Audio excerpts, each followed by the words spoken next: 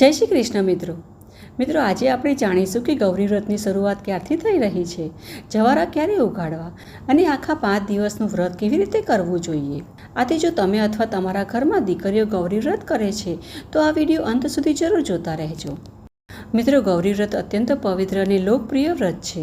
સૌપ્રથમ આ વ્રત માતા પાર્વતીએ ભગવાન શિવને પતિ રૂપે મેળવવા માટે કર્યું હતું, તેથી જ તેને ગૌરી વ્રત અથવા ગૌરમાનું વ્રત કહેવામાં આવે છે। આ વ્રત નાની દીકરીઓ દ્વારા 5 દિવસ સુધી કરવામાં આવે છે, જે અષાઢ સુદ 11થી શરૂ થાય છે અને 5 દિવસ એટલે કે પૂર્ણિમા સુધી ચાલે છે।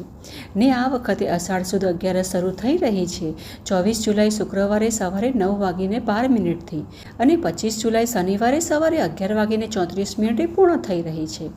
આથી ઉદયાતિથિના નિયમો અનુસાર 25 જુલાઈ શનિવારે 11નું પાલન કરાશે અને તેથી જ ગૌરી વ્રત પણ 25 જુલાઈ શનિવારથી શરૂ કરવામાં આવશે, જે 5 દિવસ એટલે કે પૂનમ સુધી કરાય ને અષાઢ પૂર્ણિમા 29 જુલાઈ 2026 બુધવારે આવી રહી છે। આથી આ વ્રત 29 જુલાઈ બુધવારે પૂરું કરાશે। પરંતુ મિત્રો, આ વ્રતની તૈયારી અષાઢ સુદ પાંચમથી જ કરવામાં આવે છે, કેમ કે ગૌરી વ્રતમાં ગૌરમાની સાથે જવારાની પણ પૂજા કરાય છે અને આ જવારા અષાઢ સુદ પાંચમના દિવસે ઉગાડી દેવામાં આવે છે, જેથી કરી 11 આવતા સુધીમાં જવારા સુંદર લીલાછમ થઈ જાય। આમ પરંપરા મુજબ અષાઢ સુદ પાંચમના દિવસે જવારા ઉગાડવામાં આવે છે। તેના માટે આ દિવસે નાની બાળાઓ આનંદપૂર્વક સાથે મળે છે અને માટી અને સૂકા છાણા લાવે છે અને વાંસની છાબડી અથવા રામપાત્રમાં માટી અને છાણાનો ભૂકો ભરી તેમાં ખાતર તૈયાર કરી તેમાં 7 પ્રકારના ધાન વાવે છે। આ 7 ધાન ઘઉં, જવ, તુવેર, ડાંગ, જાર, તલ અને ચોળા છે, કેમ કે મિત્રો પૂજા માટે આ 7 ધાનને શુભ માનવામાં આવ્યા છે। આથી આમ 7 ધાનના જવારા વાવી તેને કંકુના છાંટણા કરીને છાબડીને પાટલા પર સ્થાપિત કરવામાં આવે છે અને ત્યાર પછી ધીમે ધીમે આ ધાન્યમાંથી સુંદર લીલાછમ જવારા ઉગી આવે છે। મિત્રો, આ જવારા સમૃદ્ધિ, સુખ અને માતા ગૌરીના આશીર્વાદનું પ્રતીક મનાય છે। આથી ગૌરી વ્રતમાં જવારાનું પૂજન અવશ્ય કરવું જોઈએ અને આ પ્રકારે મિત્રો ગૌરી વ્રતમાં અષાઢ સુદ પાંચમે જવારા ઉગાડી લેવા અને જ્યારે અષાઢ વદ 11 આવે ત્યારે ગૌરી વ્રતની શરૂઆત કરવી, જેમાં 5 દિવસ દીકરીઓ સવારે વહેલા ઉઠી નાહી સુંદર વસ્ત્રો પહેરી તૈયાર થઈ કંકાવટીમાં કંકુ ઘોળીને જવારાનું વિધિપૂર્વક પૂજન કરે છે।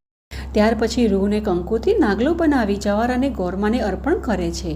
માતા ગૌરીને કુમકુમ, અક્ષત, ફૂલ અર્પણ કરાય છે, ઘીનો દીવો પ્રગટાવાય છે અને ધૂપ કરાય છે। ત્યાર પછી ચોખાથી ગૌરમા અને જવારાને વધાવવામાં આવે છે। ત્યારબાદ સૌ ગૌરમાના ગીતો ગાય છે અને પાસીના મંદિરે કે પછી પોતાના ઘરે ખુલ્લી જગ્યા હોય ત્યાં ખેતર ખેડી ખેતરપાળની પૂજા પણ કરે છે। આ પ્રકારે ગૌરી વ્રતમાં ગૌરમા જવારાનું પૂજન કરી 5 દિવસ મોળાકત ઉપવાસ કરાય છે। આ વ્રત દરમિયાન દિવસમાં માત્ર એક જ વાર સાદું અને મોડું ભોજન લેવાય છે ને જો ફરી ભૂખ લાગે તો ટોપરું, પતાસા, સૂકો મેવો, ખારેક અથવા ફળ ખાઈ શકાય છે અને હા, જમતી વખતે એક જ જગ્યાએ બેસીને ભોજન કરવું જોઈએ અને રાત્રિએ ભોય પર શયન કરવું જોઈએ। આ પ્રકારે 5 દિવસ મોળાકત વ્રત કરીને 5મે દિવસે રાત્રિમાં જાગરણ કરાય છે। આ રાત્રે દીકરીઓ ગૌરમાના ભજન ગાય છે, રમતો રમે છે, આનંદપૂર્વક વરઘોડો કાઢે છે અને માતા ગૌરીની આરાધના કરે છે।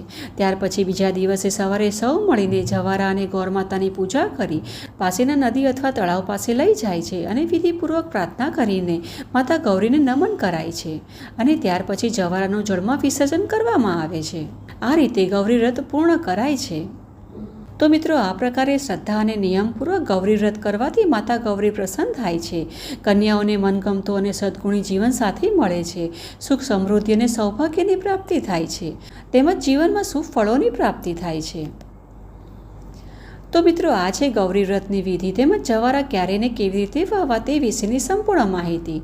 ને જો તમને આ માહિતી થોડી પણ ઉપયોગી લાગી હોય તો વિડીયોને લાઇક કરજો, તમારા મિત્ર અને પરિવાર સાથે પણ શેર કરજો અને આવા ધાર્મિક વિડીયો જોવા માટે અમારી ચેનલને જરૂરથી સબસ્ક્રાઈબ કરી રાખજો।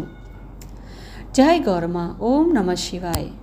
તો ચાલો મિત્રો, આવી જ વૈદિક પ્રમાણભૂત માહિતીઓ સાથે ફરી મળીએ। જય શ્રી કૃષ્ણ।